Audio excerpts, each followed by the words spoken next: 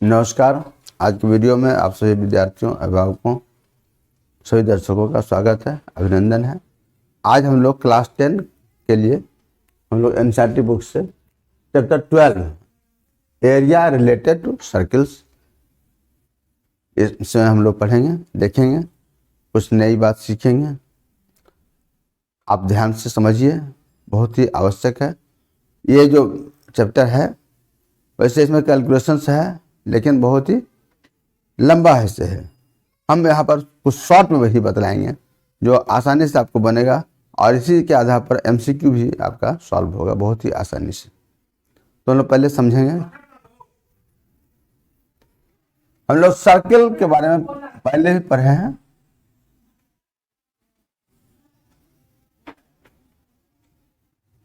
ये सर्किल है। ये हालांकि बहुत अच्छा तो नहीं बना है, चूंकि हाथ से बनाया गया है।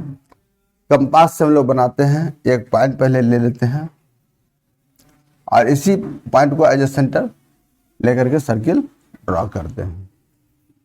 तो इसको सबसे पहले हम लोग समझेंगे। इस पॉइंट को सेंटर कहें, ये रेडियस हो गया,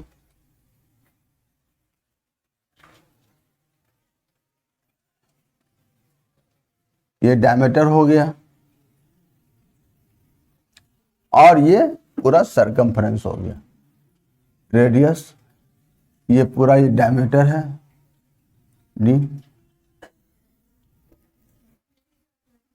और ये रेडियस, ये सेंटर ओ। अब पूरा ये जो लेंथ है, इस तरह से ये पूरा लेंथ जो आया, ये सरकमफ्रेंस।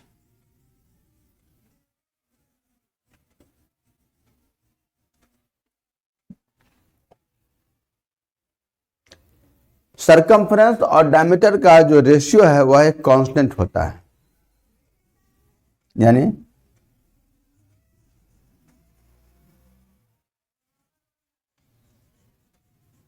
सरकमफ्रेंस अपॉन डायमीटर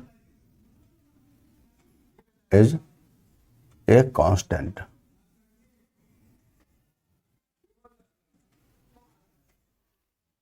ये जो कांस्टेंट है,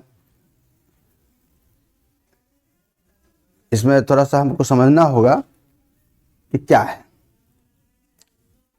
किसी भी इक्विपमेंट से, यानी किसी भी स्केल से, कोई भी तरह का स्केल लेते हैं या मेजरमेंट करने का तरीका हम लोग उपयोग करते हैं, तो डायमीटर तो एग्जैक्टली इक्वल हो जाता, मालूम हो जाता है। लेकिन उसी इक्विपमेंट से अगर सरकमफ्रेंस मालूम करना चाहेंगे तो एग्जैक्ट नहीं मिल पाता है। और वह जो है, इस दोनों का जो रेशियो बनता है वह एक non terminating, non repeating decimal है। और इस कांस्टेंट को हम लोग पाई से डिनोट करते हैं। पाई, ये नॉन टर्मिनेटिंग, ये नॉन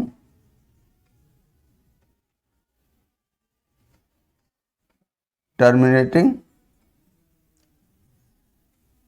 नॉन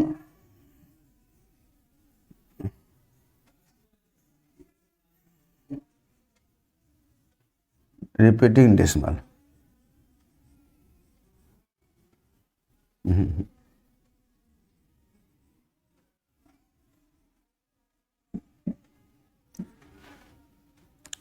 और इसीलिए इसको हम लोग ये इरेशनल नंबर भी कहते हैं। That is pi and irrational number. Working में प्रॉब्लम सॉल्व करने के लिए इस पाई के वैल्यू को हम लोग 22/7 जनरली यूज कर लेते हैं, या 3.14 पाई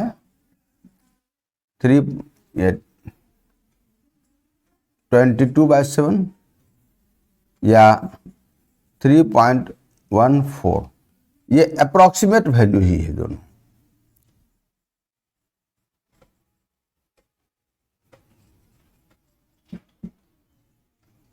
एग्जैक्ट वैल्यू नहीं है, ये ध्यान रखना है। दूसरी बात अब हम लोग समझेंगे कि क्या हुआ ये, इसके आधार पर थोड़ा सा हम लोग अब सर्कमफ्रेंस को हम लोग जनरली सी से डिनोट करेंगे और डी डायमीटर को डी से। ये इक्वल टू पाई हो गया, यानी सी इक्वल टू क्या हो जाएगा, पाई इंटू डी, यानी circumference equal to pi into diameter. Diameter हम लोग देख रहे हैं, ये एक रेडियस आर यहाँ है, एक आर ये है, यानी 2r, यानी पाई इंटू 2r, यानी अदर वर्ड हम लोग ये कह सकते हैं 2 pi r, circumference equal to 2 pi r। तो हम लोग इस मूल को ही हम लोग समझेंगे, ध्यान में रखेंगे काम करने के लिए, c upon D equal to pi, और इसी के आधार पर c equal to pi into D या c equal to 2 pi r। जहां पर अगर डायमीटर दिया हुआ है तो सर्कमफ्रेंस के लिए पाई इंटू डी यूज कर सकते हैं, रेडियस दिया हुआ है तो 2 पाई r यूज कर सकते हैं। ये हम लोग को ध्यान रखना है, यही काम है। अब एरिया,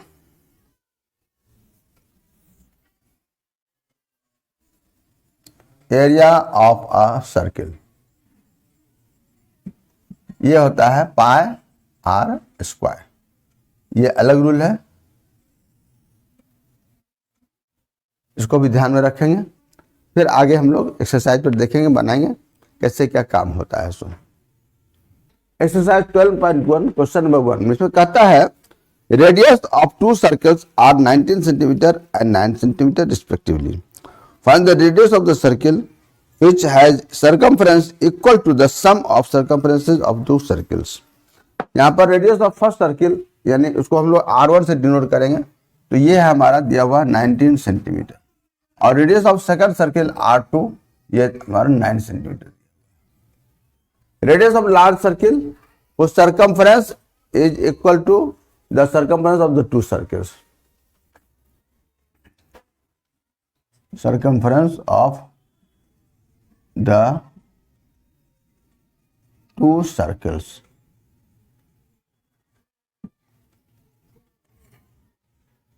इसको इसको हम लोग R से डिनोट कर लेते हैं, और तब लिखा हुआ है मालूम जो करना है, so circumference of the large circle equals to circumference of the 2 circles।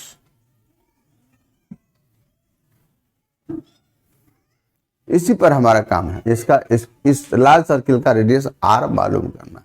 तो सर्कमफ्रेंस ऑफ लार्ज सर्किल क्या हो जाएगा, 2 पाई r, और सर्कमफ्रेंस ऑफ 2 एक का हो जाएगा पाई 2 pi r1 plus 2 pi r2। 2 पाई हम लोग कॉमन निकाल लेंगे, बिल्कुल शॉर्ट वर्क है,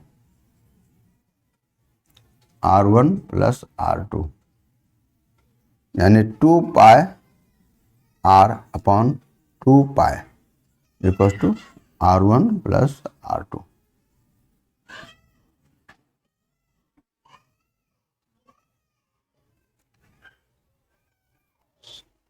लोग समझेंगे, रेडियस ऑफ लार्ज सर्किल निकालना था, उसी के लिए हम ये काम किए हैं।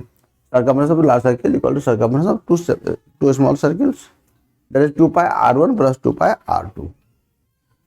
काम तो इस दोनों का अलग अलग सर्कमफ्रेंस निकाल लेते और हमारा काम हो जाता, लेकिन यहाँ पर समझना है कि ये जो है ये हमारे लिए बहुत ही शॉर्ट वे है, और इस तरह से ही हमको काम भी करना है। अभी MCQ जो आने वाला है क्वेश्चन, उसमें इसी को हम लोग टेक्निक को यूज करेंगे तो ज़्यादा अच्छा रहेगा। ऐसे भी एग्जाम में, डिस्क्रिप्टिव एग्जाम में भी हम लोग इसी टेक्निक को यूज करेंगे ताकि हमको कम समय लगे और आसानी से सही आंसर मिल सके। और सिंपल हो गया 19 प्लस 9 cm यानी 28 cm। बस इतना ही से छोटा सा कैलकुलेशन करना था, ये काम हो जाता है। आगे देखेंगे क्वेश्चन नंबर 2 कहता है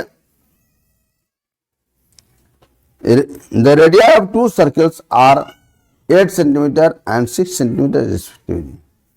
2 सर्किल है, उसका रेडियस हमारा दिया हुआ है, एक का है 8 सेंटीमीटर और दूसरे का है 6 सेंटीमीटर। फिर कहता है find the radius of the circle having area equal to the sum of the areas of two circles.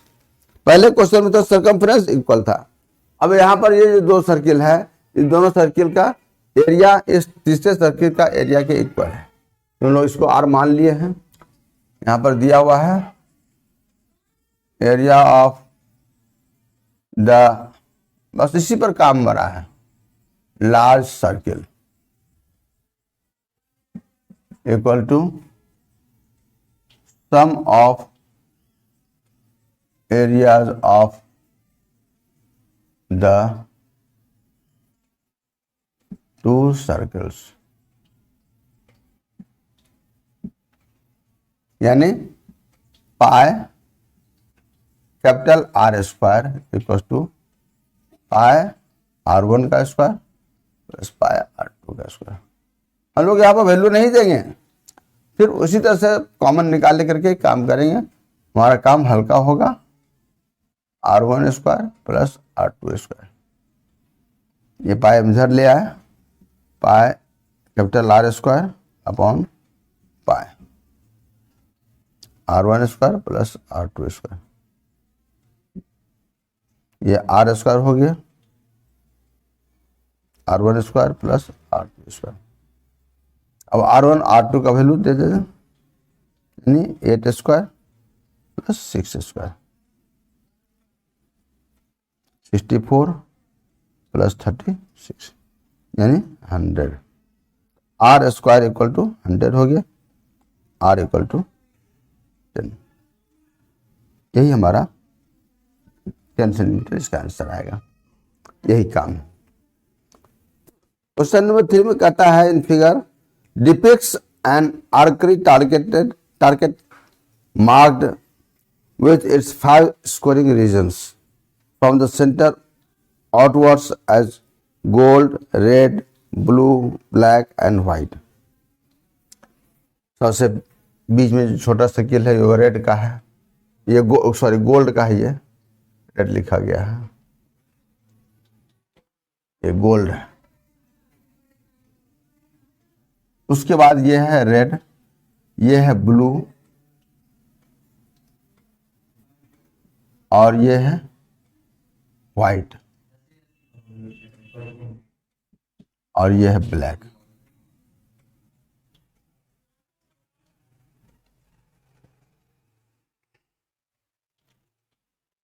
फिर कहता है इसमें the diameter of the region representing gold score is 21। इस गोल्ड स्कोर जो है, गोल्ड सर्किल जो है, इसका डायमीटर है 21 centimetre and each of the other bands is 10.5 centimetre wide. ये विड्थ जो है, ये विड्थ या ये विड्थ या ये विड्थ या ये विड्थ जो देख रहे हैं, इसका लेंथ है 10.5 centimetre. Find the area of each of the 5 scoring regions. हर एक स्कोरिंग रीजन का एरिया मालूम करना है। ये थोड़ा सा देखने में बड़ा पजलिंग लगता है, बहुत हार्ड लगता है, और ऐसे भी हार्ड है भी, लेकिन हार्ड नहीं। हम लोग काम बहुत शॉर्ट वे में करेंगे, बहुत ही अच्छे से करेंगे और बहुत ही कम समय हमारा काम पूरा होगा। वैसे जनरली इसको विद्यार्थी 4 पेज में बनाते, 3 पेज 4 पेज लग जाता है, लेकिन हम लोग को उतना समय नहीं रहेगा, हम बहुत कम समय में बनाएंगे। पहले लिखने का तरीका पहले समझ लें, क्या क्या दिया हुआ है लिख लेते हैं, फिर उसके बाद हम लोग काम करेंगे। डायमीटर ऑफ गोल्ड 21 सेंटीमीटर दिया हुआ, रेडियस ऑफ गोल्ड हमारा हो गया R1, उसको R1 से डिवाइड करें 21/2 यानी 10.5 centimetre. Radius of gold plus red, ये और ये दोनों का रेडियस यानी ये R2, इसको हम लोग 10.5 प्लस 10.5, हम लोग 21 नहीं किए, 2 इंटू 10.5 यानी 2R1। इसी पर हमारा शॉर्ट वर्क भागेगा। इसी तरह से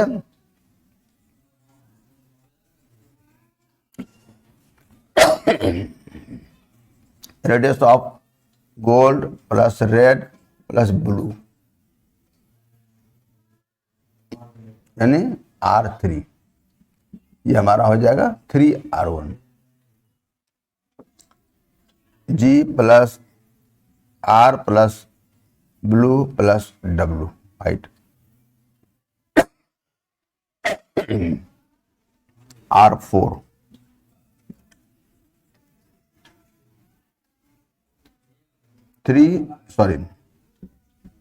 ये हो जाएगा 4R1 और इसी तरह से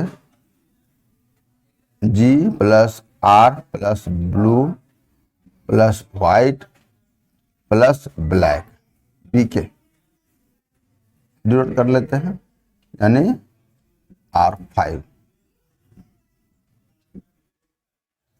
ये 5R1 हो गया। इतना तो काम कर लिए हम लोग। अब लोग एरिया ऑफ गोल्ड मालूम करेंगे।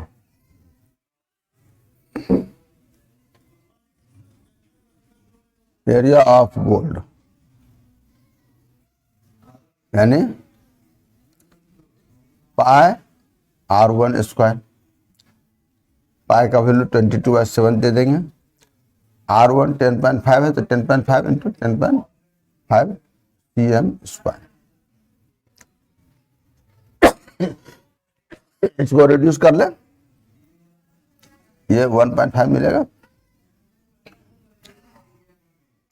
22 इंटू 15 ये हमारा हो जाएगा 33 हो जाएगा, 33.0। इसको मल्टीप्लाई करने पर हमको आएगा 346.5 centimetre square.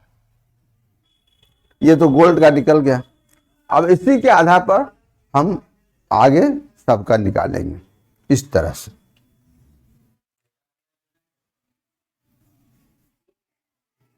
Area of red region, ये पाई R2 square minus pi R1 square करेंगे, यानी इस सर्किल में से इस सर्किल का एरिया माइनस करेंगे तो इसका एरिया मालूम हो जाएगा। बस यही काम है। हम लोग पाई R2 का वैल्यू देखे हुए हैं, 2R1 है, पाई इंटू 2R1 का square minus pi R1 square, यानी pi into 4R1 square minus pi R1 square, यानी 4 पाई R1 square minus pi R1 square, यानी 3 पाई R1 स्क्वायर। ये हो गया 3 इंटू पाई R1 स्क्वायर का वैल्यू हमको यहाँ मालूम हो चुका है। बस इसी वैल्यू को यूज करेंगे। हर सब में हम अलग अलग वैल्यू निकाल करके काम करने की कोशिश नहीं करेंगे, नहीं तो फिर हमारा टाइम बहुत ज़्यादा किल होगा और बहुत लंबा सॉल्यूशन हो जाएगा।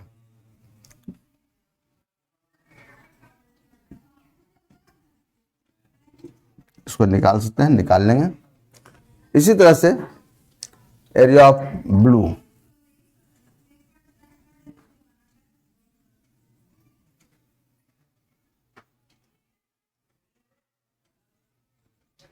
हो जाएगा पाई R3 square minus pi R2 square, यानी ये हो जाएगा पाई इंटू 3R1 का square minus pi into 2R1 का स्क्वायर।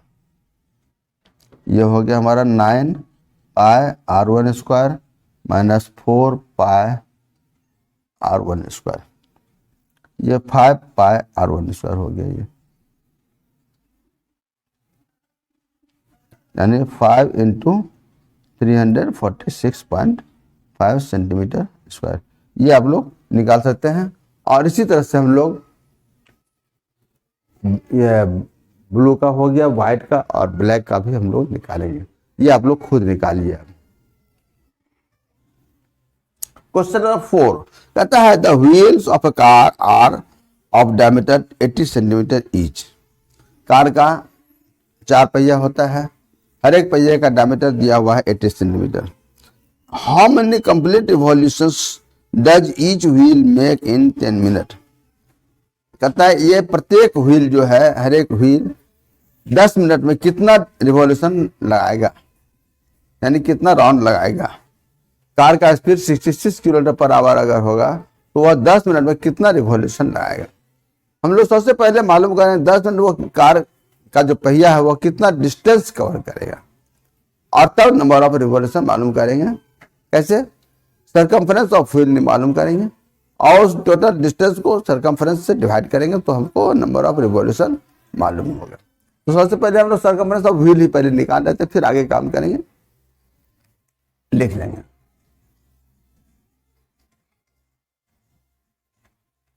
डायमीटर ऑफ व्हील ये है 80 सेंटीमीटर।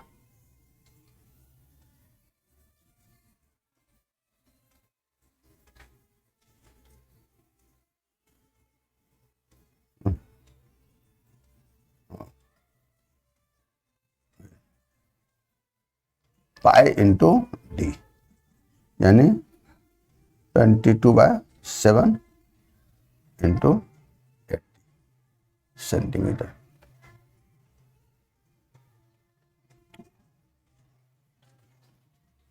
तो लेट जा 176 इतना सेंटीमीटर हो गया। अब हम लोग निकालेंगे speed of car. Speed of car हमको दिया हुआ है, उसको मीटर पर सेकंड या सेंटीमीटर पर सेकंड में बदल लेंगे हम लोग।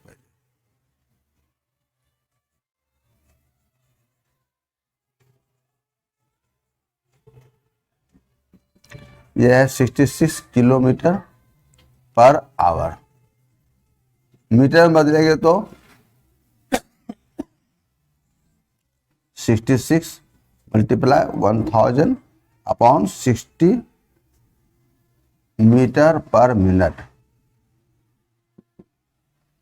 और इसको सेंटीमीटर बदलेंगे तो हम ये लिखेंगे 66 into 1000 into 100 upon 60 centimetre per minute.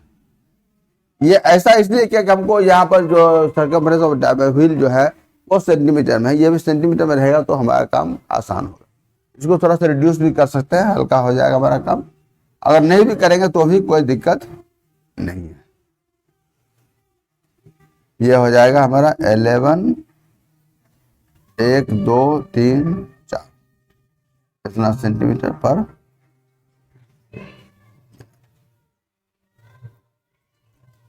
इसी के आधार पर हम लोग निकाल लेंगे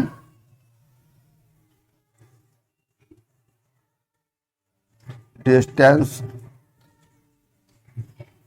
कवर्ड इन 10 मिनट्स। ये स्पीड इनटू टाइम यानी इनटू 10 सेंटीमीटर। हमारा सर्कमफ्रेंस ये है।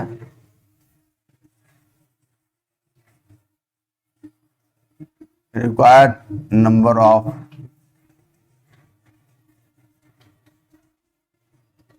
रिवॉल्यूशन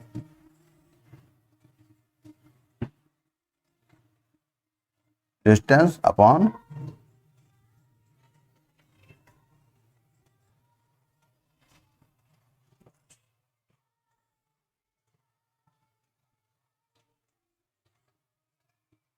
अपॉन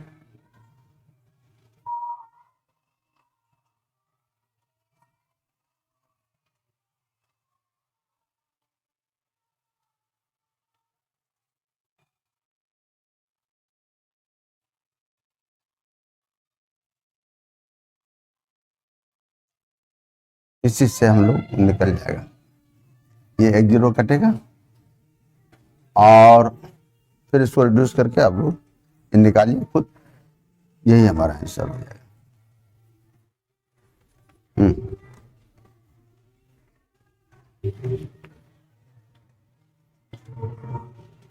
क्वेश्चन 5 कहता है tick the correct answer in the following and justify your choice. If the perimeter and area of circle are numerically equal, then the radius of the circle is। यहाँ पर कहता है circle का perimeter और circle का area दोनों numerically equal है, उसमें यूनिट से कुछ लेना देना नहीं है, क्यों 5 मीटर अगर सरकमफ्रेंस है तो 5 मीटर स्क्वायर एरिया है। तो हम लोग सिंपल वर्क करेंगे यहाँ पर, area of circle equal to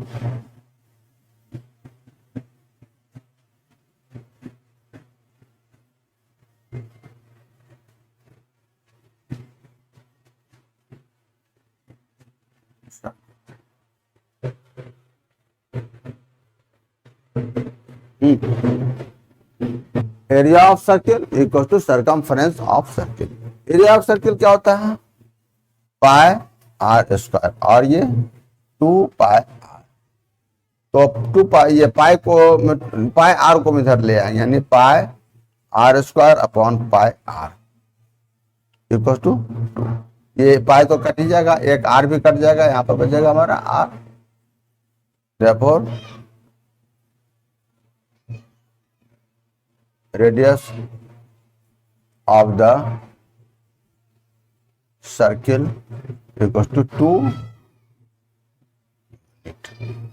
यही ऑप्शन हमारा आएगा, जो ऑप्शन बुक में दिया हुआ है वो देखें हम लोग, तो ए है, यानी ऑप्शन